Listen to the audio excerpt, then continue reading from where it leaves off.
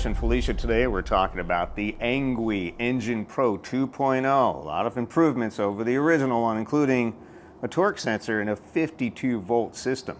750 watts of power, but when you do the math and integrate the battery and the 52-volt system, you've got about, I think it's over 1,200 watts of peak power available for you. So that is pretty amazing in this affordable bike. A lot of features rarely seen on a budget bike like this, including hydraulic brakes. You got the foldable system, you got painted front and rear fenders, and the rack, all included in this thing. Dual suspension, you got a suspension on the frame here, you've got your front fork suspension, so they've really given you a lot of stuff with this guy. So we're going to take it out on a ride, do some ride testing, do some acceleration, see how fast we can get it in pedal assist, and also take it over some bumps and see what this thing can do. The Engwe Engine Pro 2.0. All right, first thing I like to do is get to know the bike, get a good feel for it, and you should really pedal it first before you throw the motor on, just in case. Make sure everything's nice and tight, and we'll show you the assembly a little bit later in the video. But a nice feel, a smooth ride. It feels super stable. The bike feels incredibly well made, as our previous Engwes were. Completely trusted. So felt good. We were ready to go. The brakes were adjusted nicely right out of the box, and that's always a nice treat, because hydraulic brakes can be a little tricky to adjust. So these were ready to go. Broke them in, took a little ride around here, stood up on it, made sure everything's nice and tight. There's no wobbles, nothing going on here. And now it's just about time to test the power. Now, with this kind of power in a 52-volt system, it should be able to get to top speed of 28-ish pretty darn quickly. I think it's 75 Newton meters of torque, which this should be a record breaker here. So here's our first test, trying to take it up to 28. I did make a mistake here because you can't hold the throttle down. If you hold the throttle down, it cancels the pedal assist 28 mile per hour limit and keeps it about 20, 22. So had to try it again. So take two, and we'll go back to the drawing board and try this one more time. And here's what happened.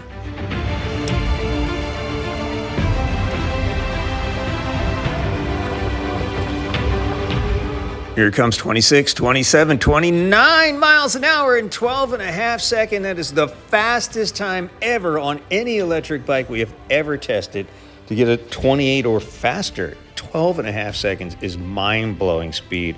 We're almost talking motorcycle here. This is insane. And wanted to check the brakes and came at this little tree. I didn't want to go to a full-size tree. I wasn't sure if it was going to stop, and it stopped perfectly with the hydraulic brakes. Excellent ride. So I'm going to take it over some bumps. Now, the land cops around here, we live in a construction community, and there's a lot of really neat dirt piles, but the construction guys started yelling at people. I think somebody fell on a bike or something. So always wear a helmet.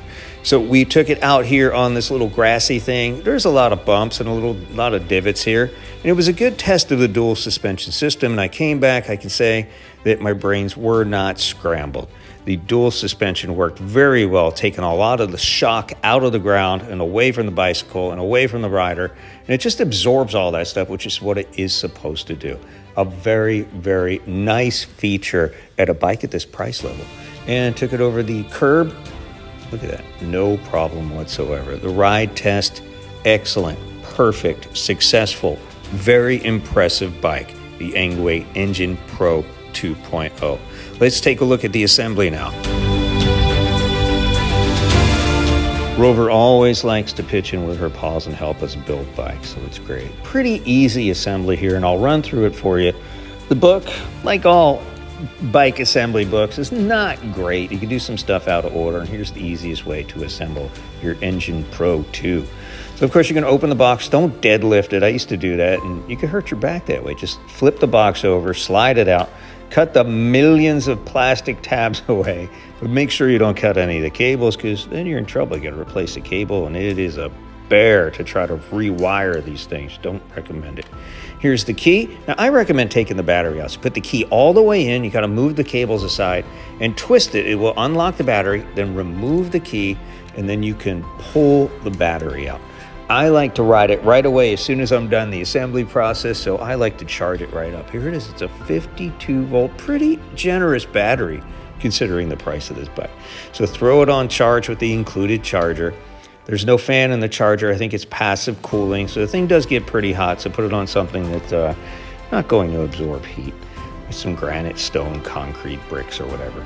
Plug it in, you'll see it turn red, and she's going to charge. There's a little bit of charge in the factory, but it's always best to charge it straight up. Here's the book we were talking about. It does have step-by-step instructions, tells you how the controller works and how to make adjustments there. You can switch it from miles per hour to kilometers per mile, all that stuff. And the step-by-step instructions, which I tried to follow as closely as possible. So here's pretty much what it looks like out of the box once you got all the packing materials away from it. So the first thing you're going to do is put the handlebars on. That's what they want you to do here. So you're going to take this little cover off. It's a little rubber thing on top. It's a little foley. And then you're going to drop that neck in there. And it's pretty easy to do. It looks a little daunting, but not a big deal. All the tools you need are included. You can get rid of that little metal thing. Drop that baby on there, and you're going to fold it. Again, this bike folds, which is a really nice feature. Fold it all the way down, and then you're going to put that cap back on. And screw that in there nice and tight. You do want to put this in here super tight. You can tighten it all the way up right now because you'll never need to go back to this again. Well, until you tighten up everything. You should probably do maintenance on your bike probably, I guess, after the first couple rides. Make sure nothing comes loose. Then you're going to drop the adjustable neck in there. So you can raise this high. So I think recommended heights are all the way up to about 6'4". So if you're super tall, you can raise this up where it's comfortable. Then we're going to put the handlebars on. We're going to take that cap off and drop them on there. Now it's not going to look straight. The neck does not have to look straight. Actually, that little handle is going to be on the side. So if it looks a little wonky, don't worry about it. This is exactly what it's supposed to look like. And you'll screw that on the top, make sure that it's in a position. You can adjust this later, that the brakes are nice and comfortable for your hands. And these are the two bolts that will straighten out the handlebar. So it looks kind of crooked. These are where you're going to straighten it out and make sure it's level with your front wheel. You have to come back and do this once your wheel is on because obviously you can't see it yet. So now they want you to put the front fender and the headlight on. And they want you to do this before you put the wheel on. It's probably a little more convenient to do it this way. A good idea.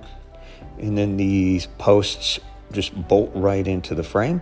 And you're going to take this shipping frame out, and you can get rid of that. And this is the actual axle that you're going to put through the front wheel. You can see it's got these two big spacers on here. Washers or spacers, and these are going to go on the inside, and I'll show you exactly how that goes. So the books really didn't tell me where it was, but I've done this a couple times, and I've seen this particular model. So you're going to slide that right through the wheel, slide that axle right through.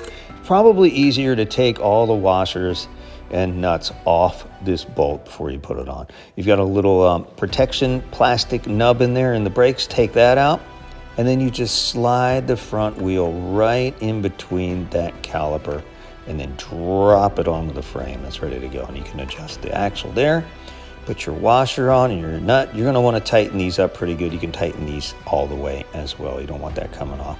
And you can see there's the spacer on both sides. So that's the proper position, just in case you're confused, and it's easy to get confused. Now we're going to put the back fender on. Now I did make a mistake here because you're supposed to put the rear tail light on before you assemble all this because it's kind of really hard to get to the nuts on the end of the bolt. I used a socket wrench and I was able to do that, but I think you're supposed to put the rear light on first, but it was kind of awkward because there's a wire running to it. And here it is, and this kind of holds the back together. So the back of the rear fender is actually bolted to the rack, which is an interesting design, and it keeps it nice and stable, so that's good. We're going to throw on the pedals here. Of course, it shows you which way to go, and if you don't want to look like an absolute beginner, take the stickers off. People won't know your bike's brand new, and you didn't have to follow the directions, right? And the seat post, real easy to drop in, super adjustable. You can make it real high or as low as you want. It's a quick release. You just tighten that bolt to make sure she's in there real super tight. You don't want your seat dropping on you when you're on your first bumpy ride, you know what I mean? Interesting design in the frame too. It's like a handle so you can lift it up there. Your tires might need a little extra air. I think mine were at about 12, 13. So fill them up. It recommends no higher than 20, I'm sorry. But if you want to ride dirt in rough roads, you probably want to make it a little bit less. But if you're riding on road, 20 is great. It's going to get you the most battery life. And there it is. It is ready for the test ride. Super easy to put together. Excellent features. The dual suspension is awesome. The hydraulic brakes. This is an amazing bike. You're going to love the Engwe Engine Pro #2. I do too. I'm going to take it to the beach, and we'll come back with another video to show you how that went. We do have a coupon code in our description, so make sure you use that and the link that helps support our channel when you're ready to order your own Engwe Engine Pro 2.0. Thanks for watching.